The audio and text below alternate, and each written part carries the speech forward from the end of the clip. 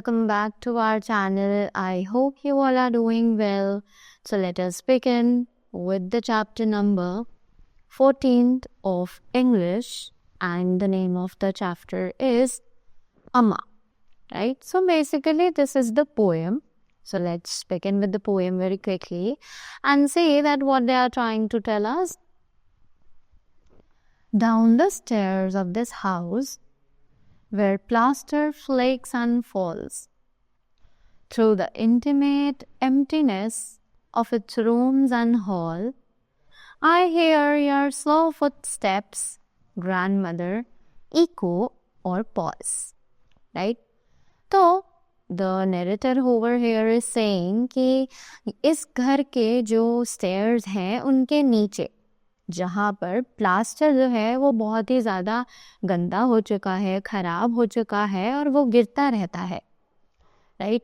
कि जहाँ इस घर में जो खाली जगह है रूम्स में और हॉल्स में, वहाँ पर मैं आपके धीरे धीरे जो कदमों की आवाज़ है उन्हें बहुत आराम से सुन सकता हूँ, राइट?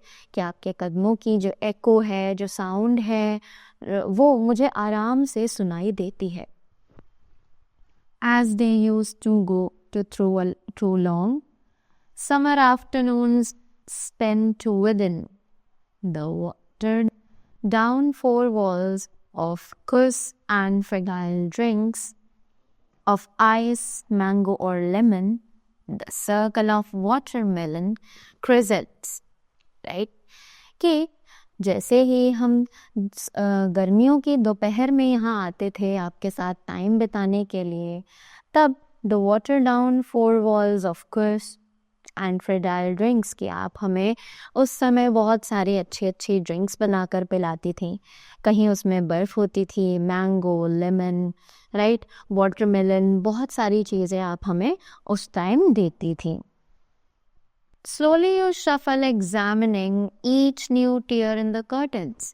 कि आप धीरे धीरे जो कर्टन्स होते थे उनमें जो few cuts लगे हुए हैं उनको examine कर लेती थी और उन्हें ठीक करती थी. Which will have to be mended when the first monsoon rain provides a respite from sun, curtails the need for shade. Right? कि उन कर्टेन्स को आप तभी ठीक किया करती थी क्योंकि आपको पता था कि मॉनसून के बाद जो धूप आएगी उनसे हमें शेड चाहिए होगी, राइट? इसीलिए आप उन कर्टेन्स को तभी के तभी ठीक कर दिया करती थी. Slowly on arthritic joints you move from room to room.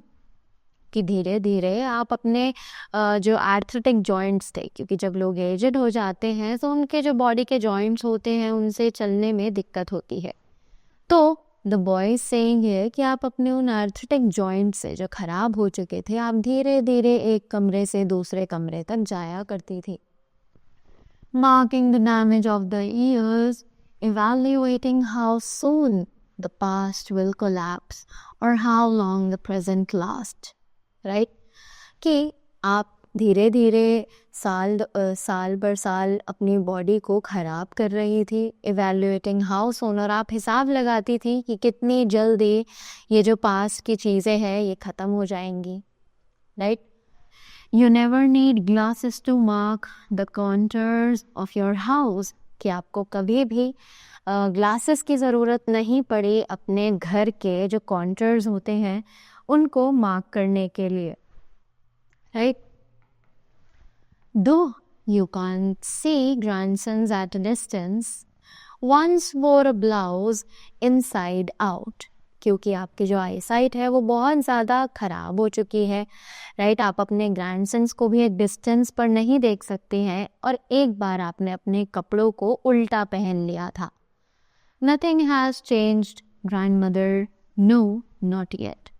और वो अपनी ग्रैंडमदर से कह रहा है कि आज भी चीज़ें बिल्कुल वैसी ही हैं, कुछ भी नहीं बदला है. Though your collected steps never turn the corner into you.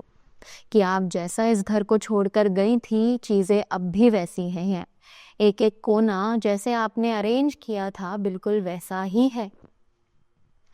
In a starched and white sari, the fragrance of soap around you. कि एक स्टार्च और वाइट साड़ी में जो आपके सोप की फ्रेग्रेंस आती थी आपके पास रहकर, वो अब भी यहाँ घर में घूमती रहती है. And all the curtains have long been taken down. और जितने भी कर्टेन्स हैं वो उसी तरीके से वहाँ टंगे हुए हैं जैसे कि आप उन्हें टांग कर गई थी. कोई भी चीज़ अपनी जगह से नहीं हिली है. Right? So this was a poem which was actually composed by Tabish Khair. Right?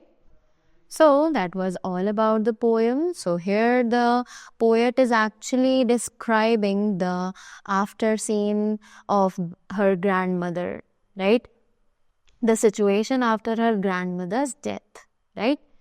So that was all from my side. Thank you so much and do have a great day ahead.